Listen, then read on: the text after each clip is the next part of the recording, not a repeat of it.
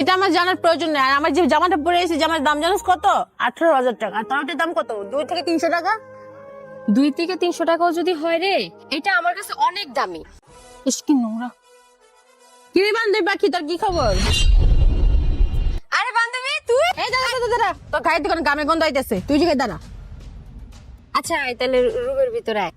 ইস রুমের কি অবস্থা, একটা ফ্যানও নাই, এসিও নাই। আমি আবার এসিতে থাকতে পারি না, বাইরেই বসি। আচ্ছা বস। তুই কেমন আছিস? এই তো ভালো, ছাড় ওইখানে বস। তুই এই পরিবেশে থাকোস, এটা জানলে তো আমি জীবন হইতাম না। তুই যে থাকোস কেমনে? ছি। না সমস্যা নেই, আমি এখানে থাকি, আমার অনেক ভালো লাগে। ছি ছি, কি বলিস বান্ধবী এগুলা? তোর কাছে এটা বাসা হইতে পারে, আর আমার কাছে এটা একটা বস্তি। আর আমার ফ্ল্যাট ভাড়া মাসে কত জানিস? মাসে 50,000 টাকা আমার ফ্ল্যাট ভাড়া দিই।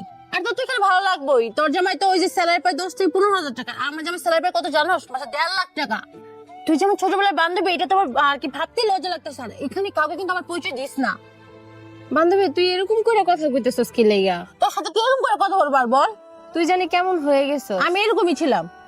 বুঝছি, তোরা না দেখলে না বুঝতাম না যে টাকা পয়সা মানুষের পরিবর্তন করে দেয়। এই শুন, বড়লোকদের না টাকা পয়সা সুখ, এটা তোর মতো গরিবরা বুঝবে না। থাক, তোর ভাইয়া ফোন দিচ্ছে। হ্যাঁ হ্যালো, বলো। আমি তো এই যে কুলের বস্তি আছে না, বস্তিতে। কি তুমি ফোনের বসিতে? তোমার তো সাহস কম না?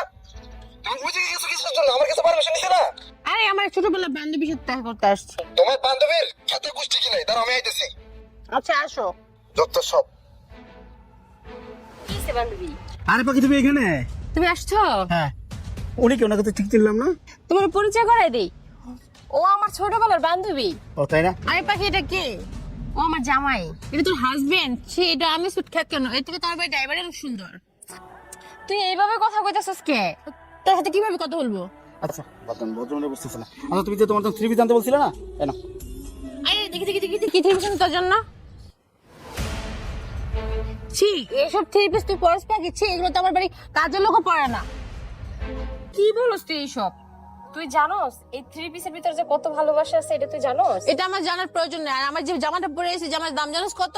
18,000 টাকা। আর তার দাম কত? 2 থেকে 300 টাকা। 2 থেকে 300 টাকাও যদি হয় রে, এটা আমার কাছে অনেক দামি। ভাই স্ট্যান্ড আপ। তুই কি এখানে আসার সময় বড় পারমিশন নিছিস আমার কাছ থেকে? বাইরে কেন? আজব তো, তুই ওনাদের সামনে আমাকে এত চাস? ঠিক আছে, আমাকে হাত তুলতে সামনে।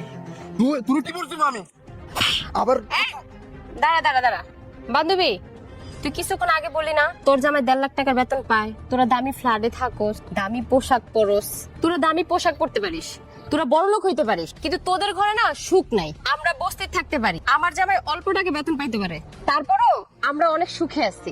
শোন, সুখ এমন একটা জিনিস যেটা টাকা পয়সা দিয়ে কিনন যায় না, ওইটা আমার কাছে আছে। তোদের ভিতরে ভালোবাসাটা নেই, আর আমাদের ভিতরে অনেক ভালোবাসা আছে। আমাদের বিয়ে হয়েছে আজকে 4 বছর হয়েছে, আজ পর্যন্ত আমার সাথে একটা রাগ করে কথা বলে নাই। আর তোর জামাই আমার সামনে তোর গায়ে হাত তুলে। শোন, তোর জামাই বড় লোক হইতে পারে, কিন্তু তোর মান সম্মানের কথা তোর জামাই একবারও চিন্তা করে না, যেটা আমার জামাই চিন্তা করে। বান্ধবী, তাইলে তুই এখন চিন্তা কর, সুখে তুই আসিস না আমি আসছি? তুই আমার জামাইয়ের অপমান করস, আর তোরে আমি ছেড়ে দেবো? যা, তোর মতো বান্ধবী আমার দরকার নাই, তুই আমার বাড়িতে বাইর হ। এই চল, আজকে তোর বাসাকে বুঝে দিছি। তুমি আমার বান্ধবীর কথা কিছু মনে করো না। আরে না না, আর আমি সব সহ্য করতে পারি, কেউ যদি তোমাকে ছোট করে কথা কয়, ওইটা আমি একদমই সহ্য করতে পারি না। চলো।